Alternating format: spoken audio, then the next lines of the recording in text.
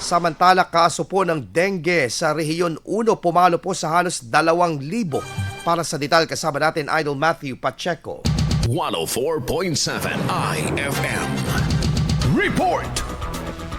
Dumoble ang naitalang kaso ng dengue sa Region 1 sa unang 4 na buwan ngayong taon. Ayon sa DOHCH ni Juan, nasa 161% ang itinaas nito. Di umano, nasa 1,813 na kaso nang naitala mula 1 ng Enero hanggang 5 ng Abril, samantalang nasa 701 lamang ito sa parehong panahon nung nakaraang taon. Naitala naman sa Pangasinan ang pinakamataas na kaso na pumalo sa 828, samantalang 86 naman sa lungsod ng Dagupan. Bagamat tumaas ito, nakitaan naman ng umano ito ng pagbaba nung nakarang linggo. Ayon yan kay CHD1 spokesperson Dr. Roel Bobisa. Patuloy naman ang paalala ng health authority sa publiko ukol sa kalinisan at kung sakaling makaramdam ng sintomas ay maiging sumangguni agad sa mga center o ospital at huwag mag-self-medicate. Kasama mo mula rito sa IFM Dagupan, ito si Idol Matthew Pacheco. Tatak IFM.